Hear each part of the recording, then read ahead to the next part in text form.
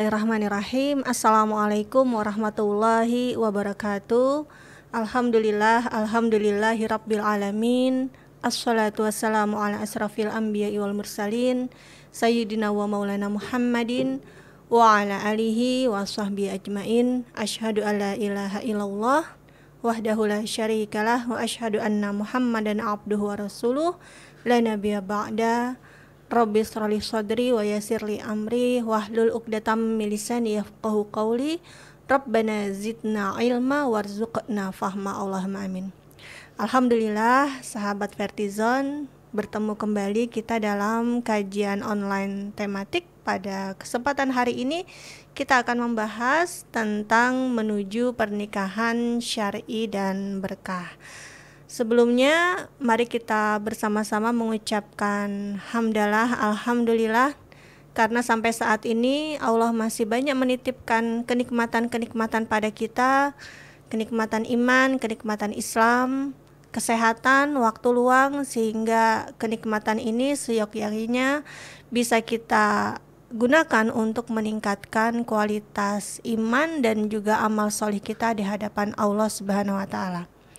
Sahabat Vertizon, sebelum kita mulai kajian ini, sekiranya kita perlu melakukan perenungan, karena satu pekan terakhir kita dikabarkan berita beberapa musibah yang menimpa negeri ini, mulai dari kematian para ulama, wafatnya para ulama yang Allah panggil. Semoga Allah memberkahi mereka dan juga memberikan tempat terbaik buat mereka, dan juga beberapa wilayah-wilayah di negeri kita yang mengalami bencana dan musibah, mulai dari gempa, banjir, dan tanah longsor.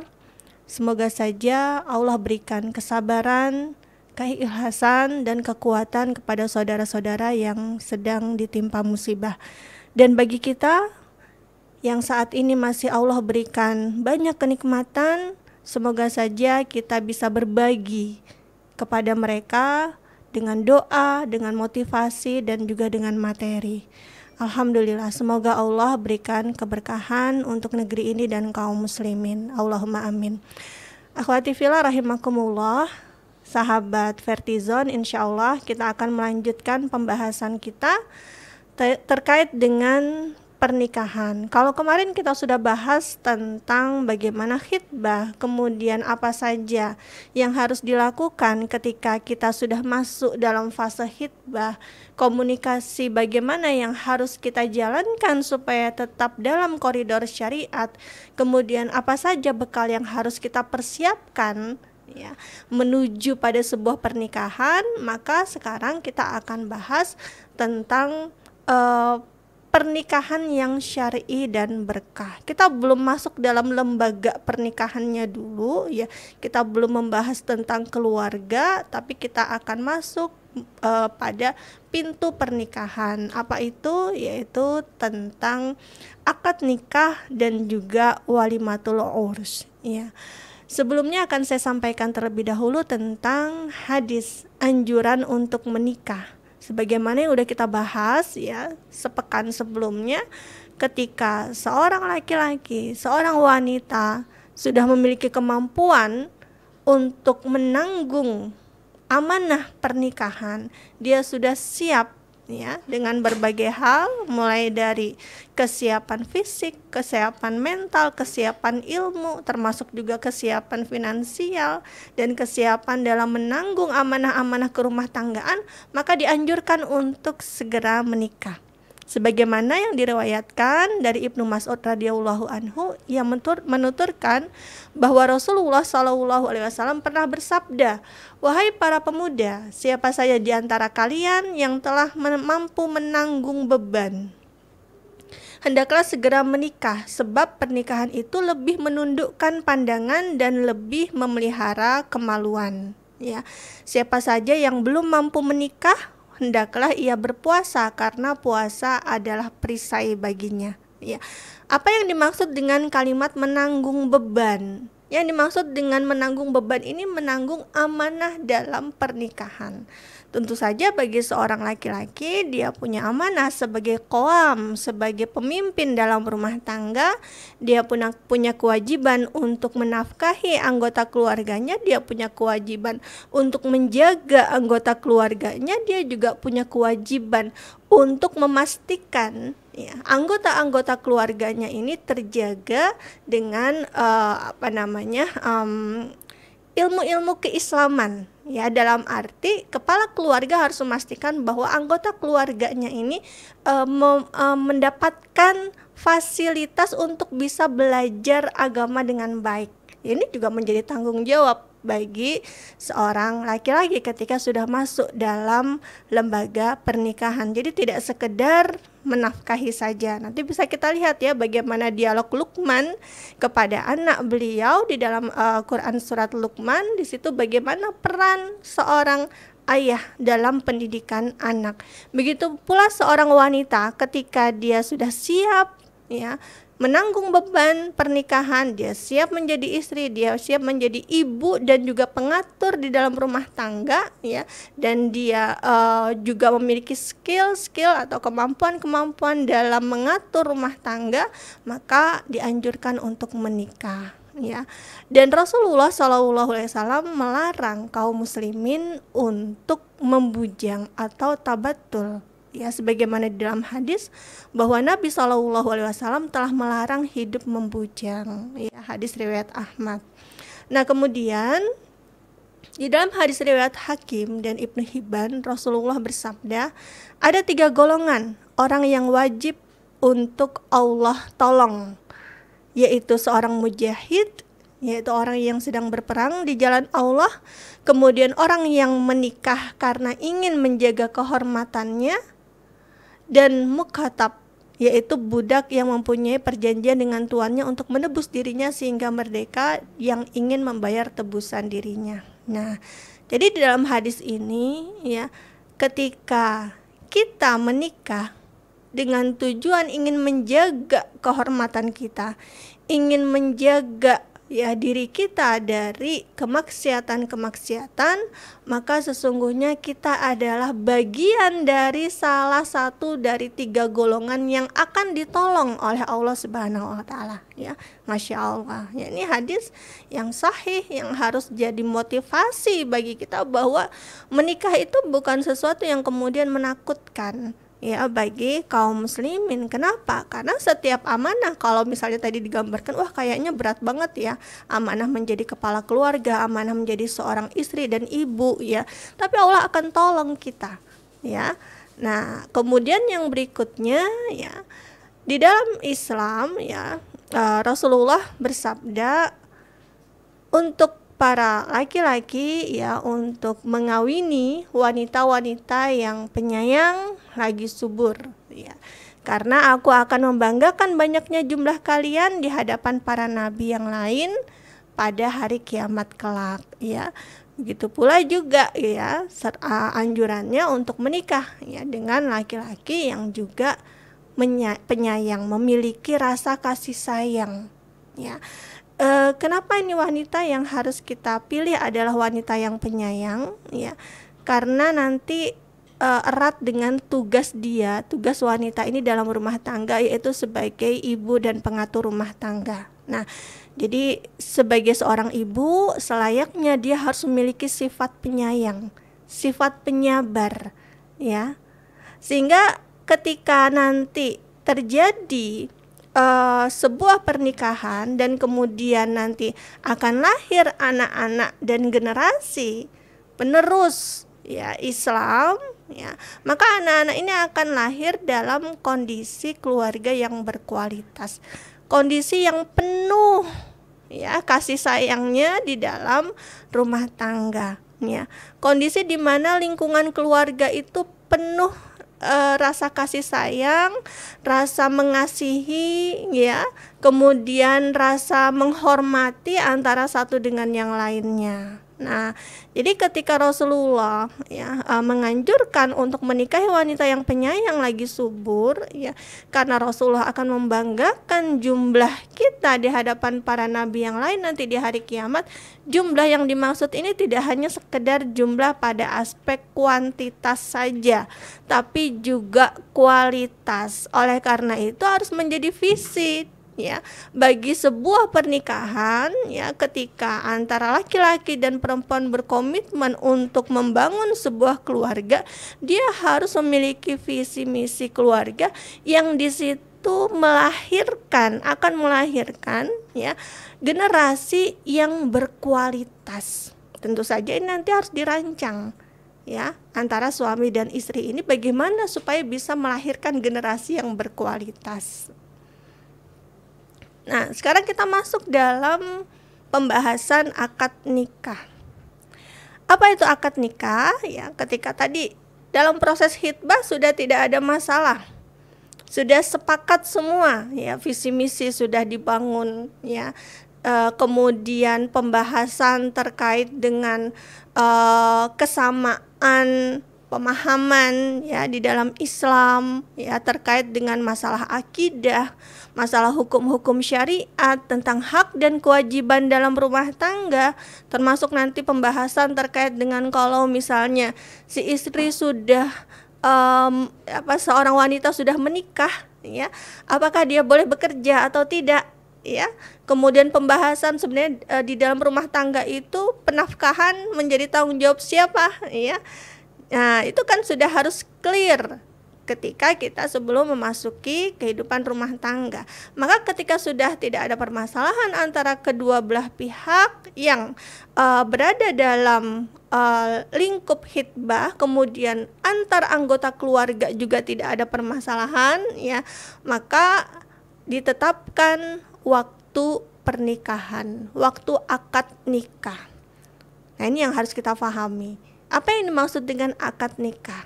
Ya, akad nikah di dalam Islam itu sebagai syarat iniqad dalam pernikahan.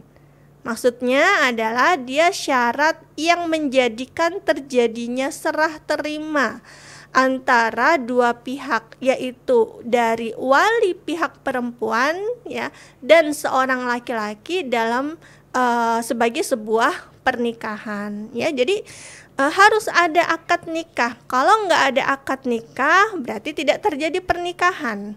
Akad nikah ini serah terima dari wali pihak perempuan. Ini bisa dibayangkan, serah terima itu nggak sekedar memberikan nih anakku aku serahkan kepadamu ya, aku nikahkan kepadamu ya, tidak sekedar itu. Tetapi serah terima ini adalah serah terima tanggung jawab. Yang tadinya si anak perempuan ini ya berada di bawah tanggung jawab walinya ya, dinafkahi, dilindungi, dipenuhi kebutuhan-kebutuhannya ya, disayangi gitu. Maka ya perwalian, tanggung jawab perwalian ini kemudian dipindahkan kepada laki-laki yang siap untuk ya mengambil alih tanggung jawab ya wali ini ya terhadap pihak perempuan. Nah, ini harus dipahami ya. Kebanyakan kan menganggap pernikahan kalau udah akad nikah itu ya cuma serah terima antara anak perempuan kepada laki-laki yang ingin menikahinya. Tidak sekedar itu ya. Ini harus menjadi perhatian ya bagi para laki-laki yang ingin menikah. Kalian ya sedang mengambil, jadi ketika terjadi akad nikah itu kalian sedang mengambil alih tanggung jawab seorang bapak terhadap anak perempuannya, itu kalian ambil alih. Makanya harus dijaga ya. Ya, kalau ini dipahami dengan baik harusnya nggak ada KDRT ya dalam sebuah pernikahan. Nah, jadi harus dipahami dengan baik bahwa ketika seorang laki-laki mengambil seorang wanita untuk dia nikahi, ya, berarti di situ ada tanggung jawab yang harus dia jalankan, ya. Nah, ini pastikan untuk para wanita juga. Kalau misalnya ada seorang laki-laki yang ingin menikahi, ya, seorang wanita ini harus bisa memastikan, tahu nggak dia Faham tidak dia? Ya, terkait dengan konsekuensi akad nikah yang akan dia laksanakan. Ya. Nah, kemudian kalau nggak tahu bagaimana kalau nggak paham? Harus ada orang yang memahamkan. Ya, makanya sebelum pernikahan terjadi, ya, ilmu-ilmu terkait dengan pernikahan, ya, itu perlu untuk dipelajari terlebih dahulu kepada orang yang sudah paham. Ya, yang laki-laki bisa mencari seorang ustadz untuk dibimbing, ya, tentang bagaimana pernikahan di dalam Islam.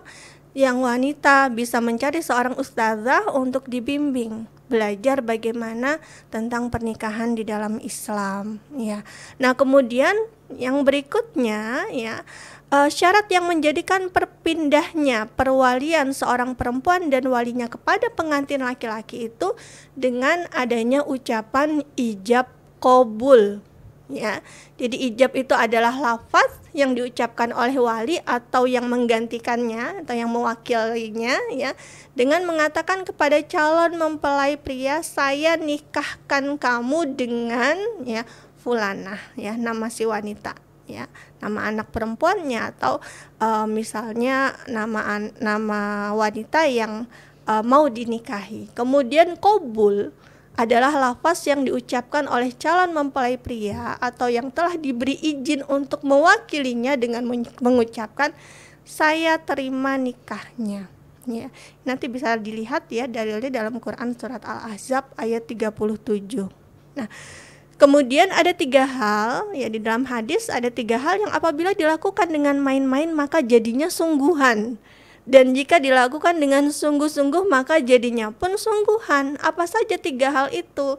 Talak, nikah, dan rujuk. Maka jangan bermain-main dengan 3 hal ini, ya. Jadi pernikahan itu bukan sesuatu yang dicoba-coba gitu, ya. Kalau kemarin kita bahas, ya, kalau kita cocok, ya, kita lakukan pernikahan, kalau enggak ya udah bubaran. Enggak seperti itu, ya. Dia bukan sesuatu yang itu bisa dipermainkan. Maka bersungguh-sungguhlah untuk mempersiapkannya. Begitu pula juga dengan talak, ya. Jangan sampai kemudian talak itu dijadikan sebagai bahan candaan, ya. Mungkin dulu pernah ada cerita gitu, ya, suami ingin membuat kejutan April Mop, ya, kepada istrinya, ya. Nah, dengan mengucapkan talak, ya, kamu aku talak. Wah, ini nggak bisa dijadikan sebagai mainan, ya, maka akan jatuh talaknya. Nah, jadi diperhatikan. Kemudian 4 syarat dalam akad nikah. Apa saja syaratnya? Yang kalau syarat ini tidak dipenuhi, maka, ya, akad nikahnya jadi cacat. Yang pertama, harus dilakukan ijab kabul, ya, dilangsungkan dalam satu majelis, ya. Jadi di dalam satu majelis itu terjadi ijab kabul, ya. Di situ ada mempelai laki-laki, ya, kemudian mempelai wanita itu bisa mendengarkan ucapan ijab kabulnya, ya. Kalau lewat telekonferensi boleh enggak? Boleh, selama masih ada dalam satu majelis, ya, ucapan ijab kabul itu. Nah, kemudian kedua belah pihak dapat mendengarkan perkataan satu dengan yang lainnya sekaligus memahami. Jadi harus harus kalimat yang bisa difahami, ya. Misalnya tadi kata-kata aku nikahkan, aku terima nikahnya. Jadi kalau misalnya sama-sama orang Indonesia nih gitu, ya, pakai bahasa Indonesia. Kalau misalnya mau pakai bahasa daerah gimana? Boleh selama, ya, difahami, ya. Tapi lebih baik amannya pakai bahasa Indonesia. Atau misalnya kalau antara orang Indonesia dengan di luar Indonesia, taruhlah misalnya laki-lakinya berasal dari negara barat gitu, ya, pakai bahasa Inggris misalnya, maka harus dipastikan, ya, pihak yang mengucapkan ijab dan yang menyampaikan qabul, ya, itu memahami redaksinya gitu, ya. Makanya harus latihan dulu nih biasanya, ya, supaya ijab qabulnya lancar.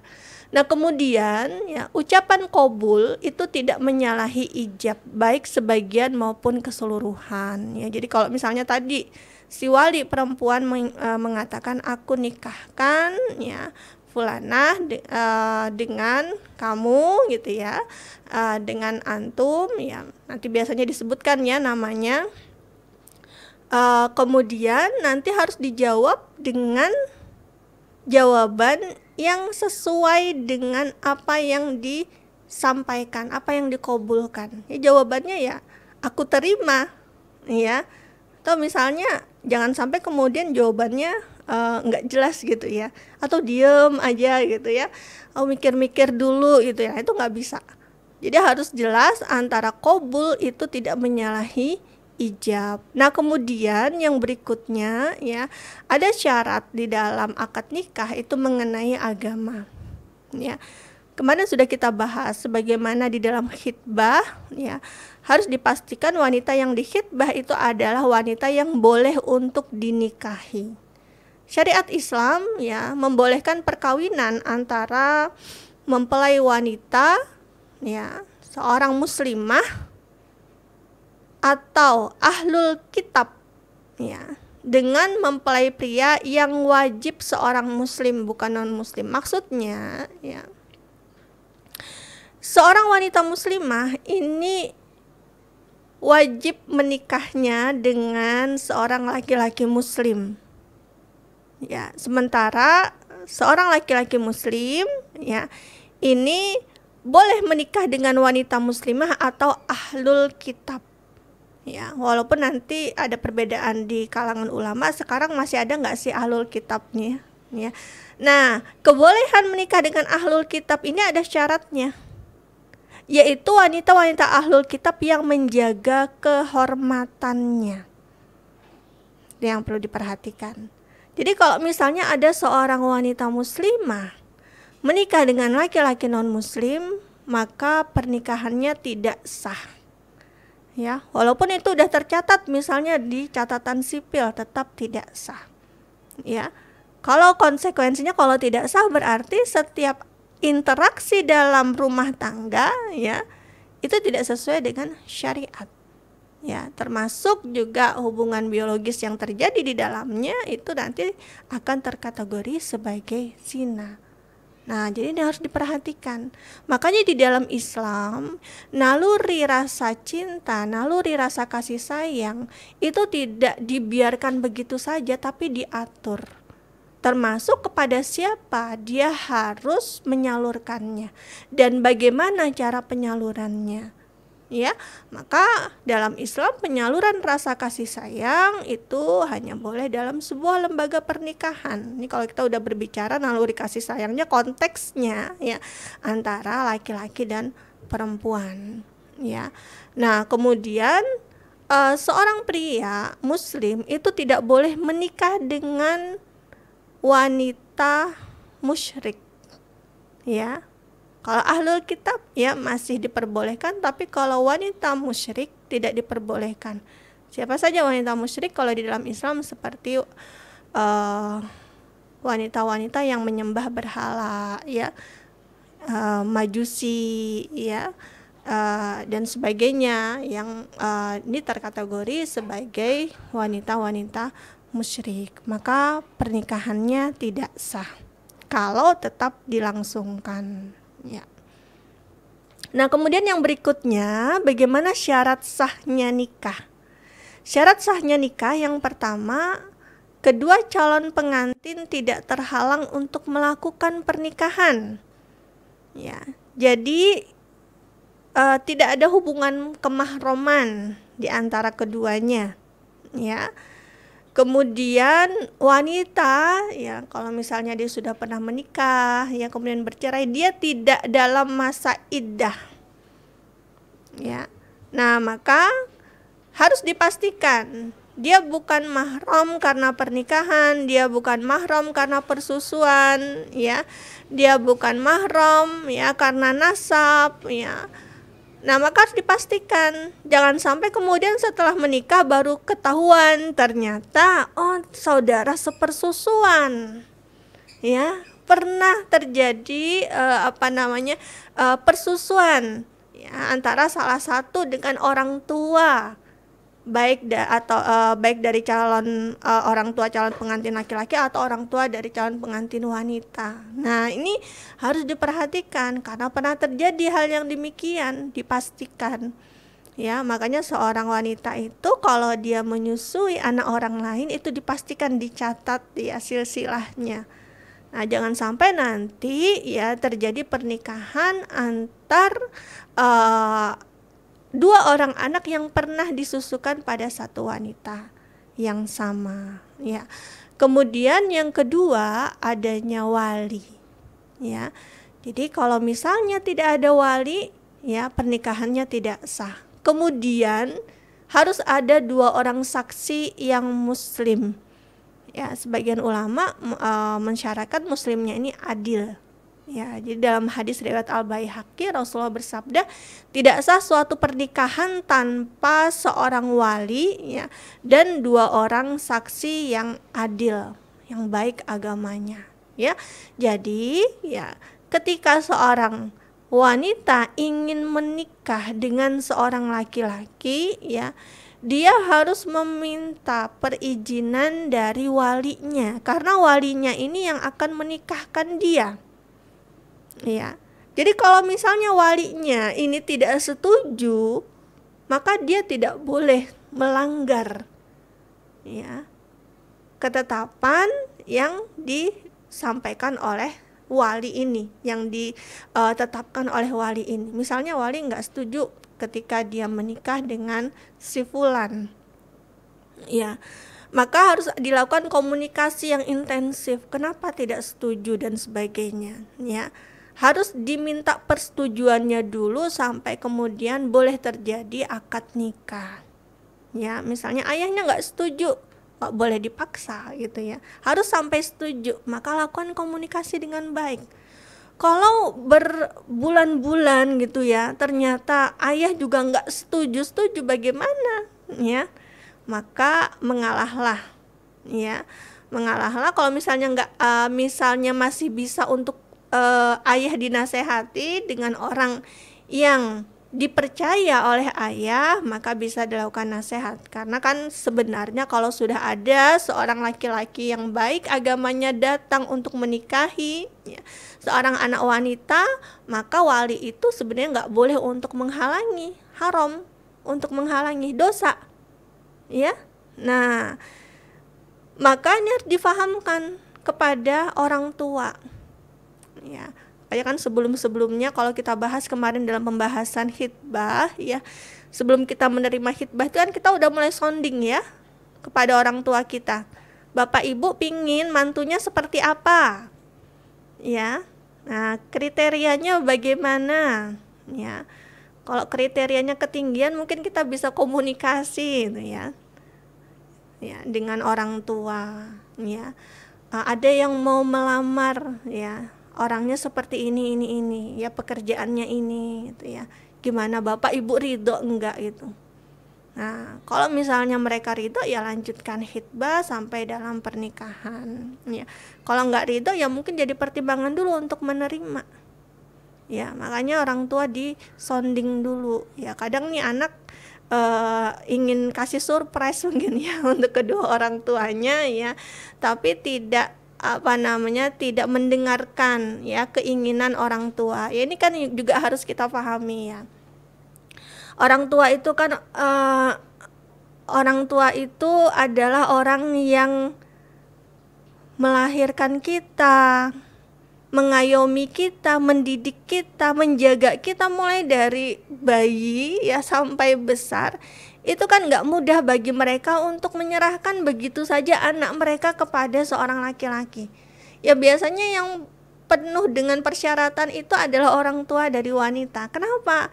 Karena ya ini anak perempuan akan dia serahkan kepada laki-laki, maka harus dipastikan gitu bahwa laki-laki ya yang akan diserahkan tanggung jawabnya ini adalah laki-laki yang memang bisa menjaga anaknya dengan baik gitu ya. Ini untuk para wali juga perlu diperhatikan, pastikan gitu ya bahwa laki-laki yang akan menikahi anak perempuan kita itu adalah laki-laki yang bertanggung jawab baik agamanya, bisa membimbing dia, bisa melindungi dan sebagainya, ya.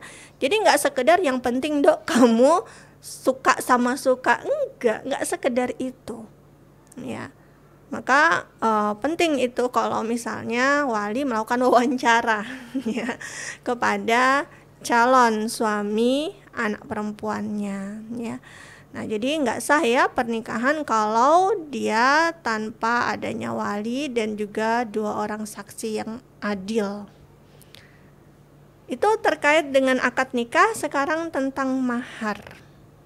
Bagaimana mahar dalam pandangan Islam? Ya, mahar itu hukumnya wajib. Dia merupakan harta yang diberikan oleh pihak mempelai laki-laki atau keluarga pihak mempelai laki-laki kepada mempelai perempuan saat pernikahan, ya. Jadi dia merupakan hukum syariat yang harus diberikan, ya. Dia hukum syariat, ya. Mahar ini merupakan kewajiban syariat yang harus dijalankan, ya, oleh seorang laki-laki yang ingin menikahi seorang perempuan. Apa sih bentuk mahar itu? Bentuk mahar itu bisa berupa, ya, dia berupa benda, berupa barang, ya. Nah, maka wajib dia untuk memberikan sesuatu kepada wanita yang mau dia nikahi. Sebagaimana dalam Quran surat An-Nisa ayat 4, berilah perempuan-perempuan yang kalian nikahi itu mas kawin dengan cara yang baik, ya. Dalam hadis riwayat muttafaq alaih, ya, berikanlah maharnya sekalipun cincin besi, ya. Kalau hafalan Al-Quran bagaimana? Boleh, ya, tapi ada konsekuensinya. Apa? Mengajarkan. Jadi tidak sekedar maharnya dalam bentuk hafalan, misalnya hafalan Quran surat Ar-Rahman, ya. Nah, itu ada konsekuensinya itu. Ya, dia bisa mengajarkan hafalan itu kepada istrinya. Termasuk juga yang paling umum itu apa? Mahar di Indonesia. Seperangkat alat sholat, ya. Dan Al-Quran biasanya, ya. Nah, itu punya konsekuensi. Seorang laki-laki, ya, itu bisa mengajarkan apa yang dia berikan. Kalau tadi dalam bentuk buku, ya, mushaf Al-Quran, perlengkapan sholat, ya, itu, ya, supaya dia bisa mengajarkan istrinya tentang Islam. Nah, kemudian walimah itu bermakna, sebelum walimah masih ke mahar. Berapa besaran mahar? Yang ini sering menjadi pertanyaan, ya. Tidak ada batas minimal maupun maksimalnya, ya. Sekalipun cincin besi pun juga tidak ada masalah, ya. Jadi jangan sampai kemudian sebuah pernikahan jadi tertunda gara-gara sulitnya mahar untuk dipenuhi, ya. Maka sebaik-baik wanita adalah yang maharnya mudah, ya. Boleh nggak sih wanita itu meminta mahar? Boleh, karena itu menjadi hak dia. Ya, dia menetapkan mahar, boleh, ya. Kemudian yang berikutnya, kalau sudah kita bahas mahar, yang berikutnya adalah masuk dalam sesi pembahasan walimah urs, ya. Tadi ijab qabul udah terjadi, maka kemudian yang kesunahan yang bisa dilakukan, ya, adalah melakukan walimah. Apa itu walimah? Walimah itu maknanya sempurnanya sesuatu dan berkumpulnya sesuatu.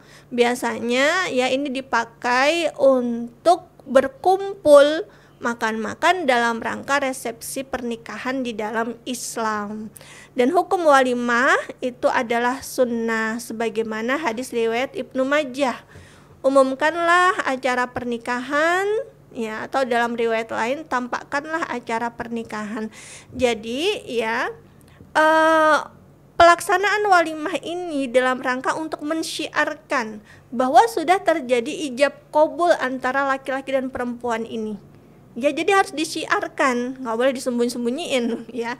Sunnahnya tuh disiarkan. Nah, nanti bagaimana bentuk walimahnya? Jadi Islam memberikan panduan supaya walimah ini tetap dalam koridor syariat, ya. Maka harus diperhatikan.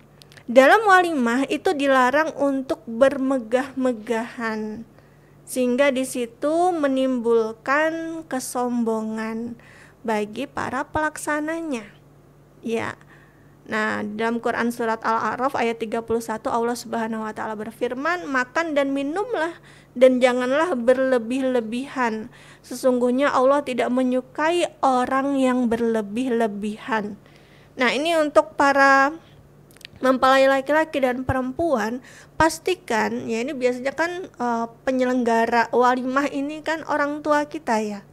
Nah, maka pastikan orang tua paham bahwa kita ingin walimah ya yang di situ tidak menimbulkan aktivitas yang bermegah-megahan ya, makanan nanti kemudian terbuang-buang ya. Nah, itu dianjurkan ya, tamu itu ya sebagian adalah bagian dari fakir miskin ya.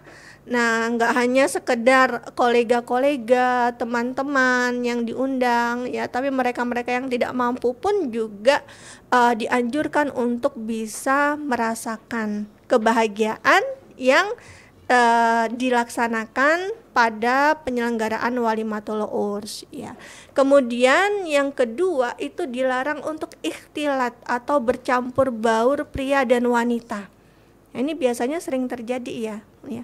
Walimatul urs ini merupakan budaya Islam dalam penyelenggaraan pernikahan. Nah, ini kita sebagai seorang muslim ya selayaknya membiasakan penyelenggaraan walimah ini ya berdasarkan pada Islam ya, bukan pada peradaban barat ya, bukan pada peradaban-peradaban yang itu bertentangan dengan Islam.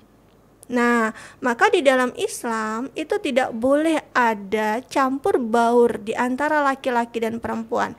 Jadi hukum asal interaksi laki-laki dan perempuan di dalam Islam itu terpisah, kecuali dalam aktivitas-aktivitas yang memang diperbolehkan oleh syariat dalam campur baur ya. Misal dalam muamalah di pasar ya, atau di angkutan umum, atau misalnya dalam di rumah sakit ya, dalam pendidikan.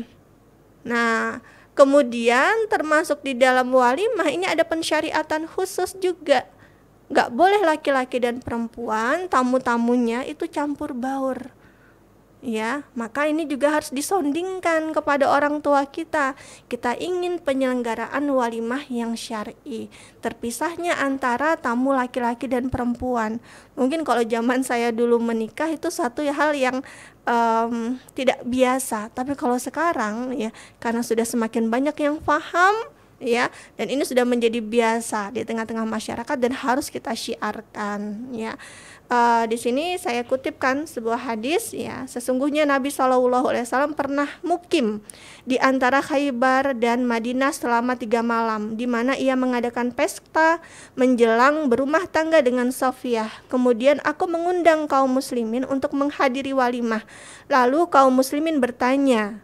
Kemudian tatkala Nabi SAW mendengarnya, ia melangkah ke belakang dan menarik tabir. Nah, di sini ada kata-kata menarik tabir. Ini hadis riwayat Muslim, Bukhari dan Ahmad.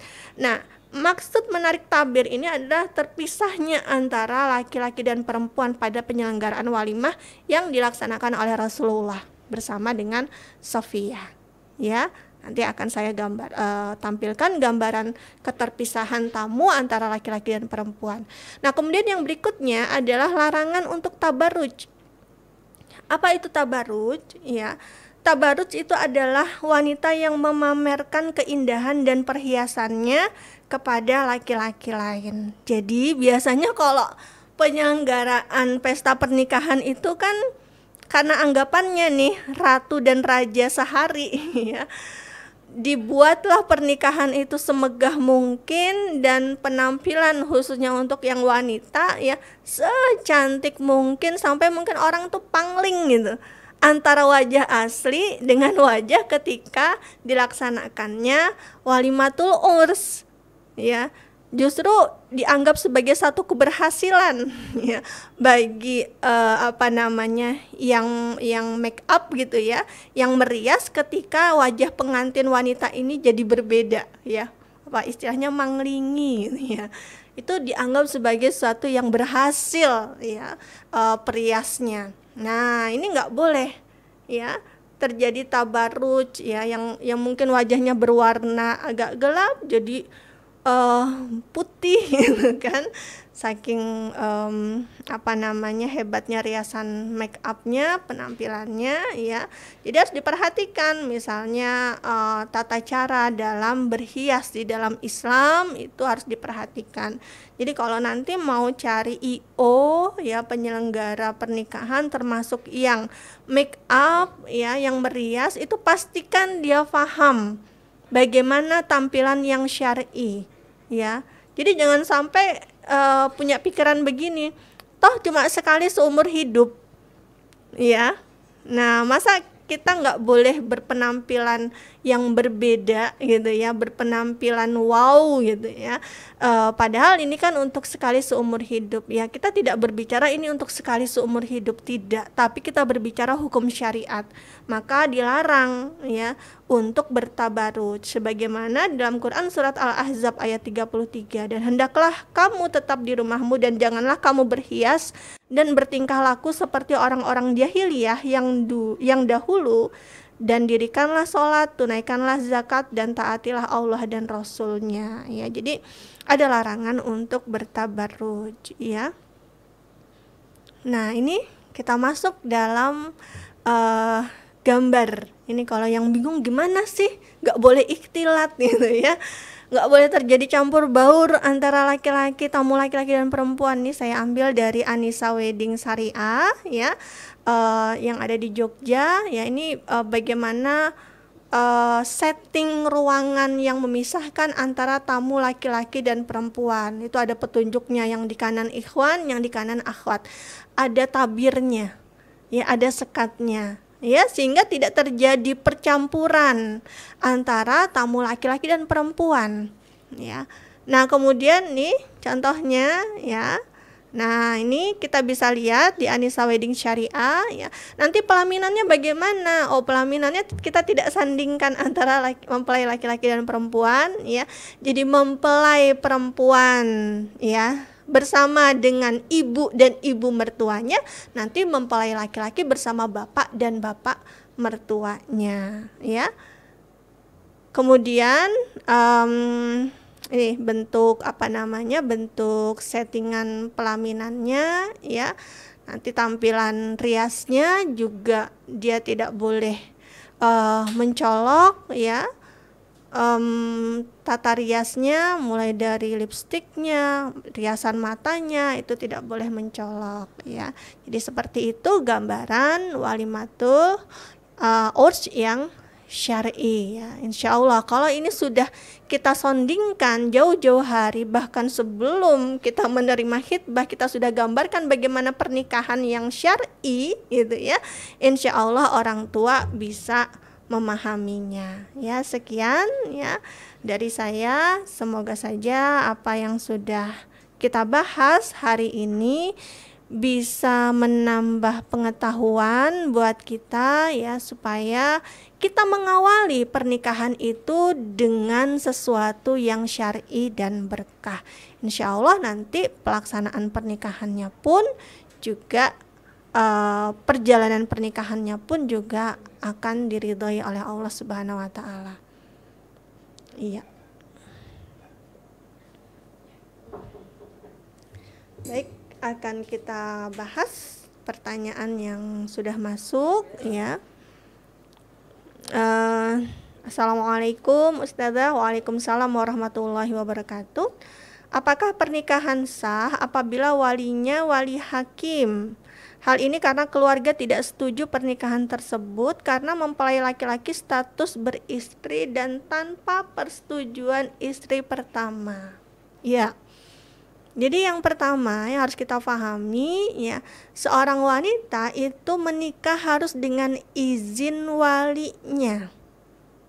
Nanti yang menikahkan apakah walinya sendiri ataukah wali ini kemudian melimpahkan kepada wali hakim ya, ini diperbolehkan. Tapi kalau wali ini nggak setuju, maka pernikahannya jadi tidak sah. ya. Nah, jadi harus minta persetujuan dulu. Walinya tuh juga urut, kalau masih ada ayah maka ayah.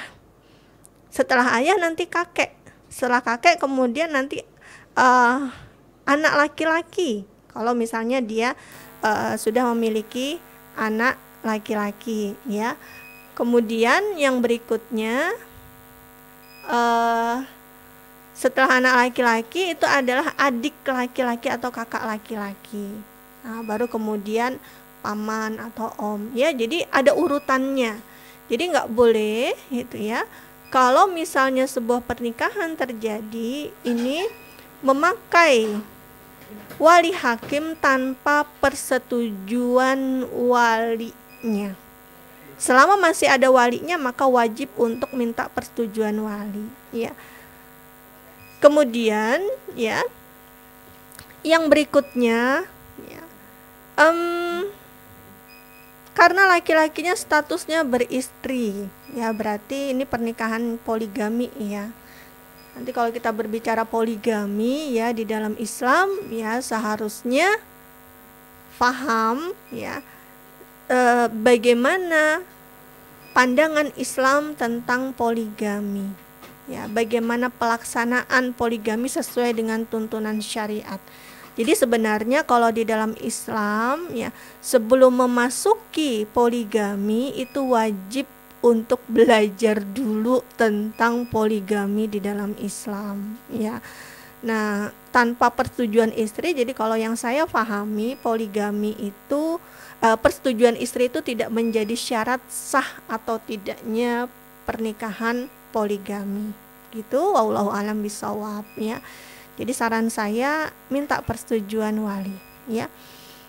Kemudian yang kedua, bagaimana pandangan ustazah ketika ada seorang ikhwan sholih yang akan menghitbah seorang akhwat tapi ditolak oleh ayah si akhwat tersebut dengan alasan si ayah sudah menyiapkan ikhwan lain untuk anaknya, ya. Jadi ini tinggal dikomunikasikan ya sama orang tua, ya. Dikomunikasikan. Jadi begini, kita paham di dalam Islam ya, ketika seorang laki-laki itu sudah menghitbah seorang wanita dan wanita ini sudah menerima khitbah dari laki-laki ini, maka tidak boleh ada laki-laki lain yang menghitbahnya, ya. Jadi sebelum diterima itu perlu kita soundingkan dulu kepada orang tua kita, ya, mau ada yang menghitbah saya, namanya fulan, ya, pekerjaannya di sini, ya, agamanya insya Allah baik, ya, saya kenalnya dari teman pengajian misalnya, ya. Nah, ini kemudian kita sampaikan ya kepada ayah kita, tapi kemudian ternyata ayah kita telah menyiapkan seorang ikhwan, ya, untuk anaknya. Maka dikomunikasikan, ya. Dikomunikasikan, ditanyakan, ya, tanyakan kepada si ayah, ya, ikhwan yang ingin ayah nikahkan kepada saya itu seperti apa, bagaimana agamanya, ya. Kalau misalnya ayah kita masih berpandangannya adalah pandangan materi, ya, misalnya ini karena dia pekerjaannya sudah mapan, ya, gaji bulanannya sudah tetap dan sekian juta misalnya, insya Allah kehidupanmu akan terjamin. Nah, maka kalau pandangan sudut pandang ayah masih materi dalam memilih calon suami buat anaknya, maka saran saya ada pihak keluarga atau kerabat atau sahabat ayah yang ini bisa menasehati ayah, ya, bagaimana seharusnya bisa menyiapkan suami buat anaknya. Jadi dikomunikasikan, dimusyawarahkan, ya. Dan jangan lupa gitu ya, sertakan Allah. Mohon kepada Allah. Kalau di materi kita sebelumnya itu kan ada doa, ya. Ada doa, ya, yang itu harus kita panjatkan kepada Allah Subhanahu wa taala supaya kita ditetapkan pilihan yang terbaik. Ini kan berarti ada dua ikhwan nih, ya. Maka kita bisa sholat istikharah, Ya, kalau misalnya dua-duanya baik bagaimana ya? Pilihnya yang mana ya? Kecondongannya pada yang mana? Maka setiap dalam proses mulai dari khitbah menuju pernikahan sampai pernikahan kita harus selalu libatkan Allah. Sehingga Allah tetapkan hati kita untuk condong pada laki-laki yang bisa membawa kebaikan agama ya buat kita baik dalam kehidupan dunia maupun akhirat kita ya. Jadi itu saran saya. Kayak dulu ya, alhamdulillah gitu ya, saya cerita sedikit dulu pengalaman keterpisahan antara tamu laki-laki dan perempuan ya. Ketika ayah saya tidak setuju ya, maka saya libatkan sahabat ayah ya, yang itu ayah sangat dekat sekali untuk bisa memberikan nasihat kepada beliau ya, karena saya inginnya terpisah antara laki-laki dan perempuan. Dan masya Allah itu benar-benar pertolongan Allah luar biasa ya. Dan ayah ya tanpa harus menunggu berhari-hari, ayah itu mengangguk gitu ya, iya gitu ya. Pernikahan kita selenggarakan terpisah antara laki-laki dan perempuan ya. Termasuk juga nanti kalau walimah itu jangan sampai nabrakin waktu sholat kayak gitu, itu harus diperhatikan ya. Jangan sampai kita menyelenggarakan walimah ya, tapi mengakibatkan apa ya? Mengakibatkan kedua mempelai tidak melaksanakan sholat ya, misalnya nabrak waktu zuhur, nabrak waktu asar, ataukah misalnya para keluarga-keluarga yang menjadi pagar ayu gitu ya, pagar bagus ya, penerima tamu itu karena sudah dandan ya, kemudian ribet kalau harus wudhu lagi. Nah ini harus kita setting nih pelaksanaan waktu walimahnya, jangan sampai kemudian nanti melanggar waktu-waktu sholat. Jadi nanti akhirnya kita menjadi wasilah ya, pelaksanaan walimah kita ini menjadi wasilah orang untuk tadi melakukan kemaksiatan ya. Nah kadang kan orang berpikir sekali ini gitu ya, tapi nggak mikir bahwa sekali ini meninggalkan sholat itu berakibatnya apa nanti di yaumil akhir, siksanya kan nggak sekali ya, tapi bisa sampai bertahun-tahun, naudzubillah min zalik ya. Nah kalau yang udah terlanjur pernah melaksanakan seperti ini, bagaimana yang nggak sesuai dengan syariat, maka harus bertaubat ya dengan taubatan nasuha ya. Oke, ya alhamdulillah, semoga saja pembahasan hari ini ya bisa kita lanjutkan nanti ya. Bagi rekan-rekan yang ingin bertanya, berdiskusi seputar pernikahan, persiapan pernikahan, bisa lanjut ya di link Telegram di kolom komentar ya. Ya, nanti linknya ada di kolom komentar ya. Nanti bisa bergabung di Telegram ya. Nanti bisa di bit.ly/pranikah 21 ya. Sekali lagi bit.ly/pranikah 21 ya. Pranikah 21, pranikahnya besar semua ya. Silahkan nanti bersama saya kita akan berdiskusi lebih dalam terkait dengan pernikahan, persiapannya, dan semua hal terkait dengan pernak-pernik pernikahan. Baik, sekian dari saya, afwan atas segala kekurangan dan kekhilafan. Semoga saja Allah tetapkan ya bagi kita jodoh yang Allah ridho bagi kehidupan dunia dan akhirat kita. Afu minkum wabil hidayah wa taufik. Assalamualaikum warahmatullahi wabarakatuh.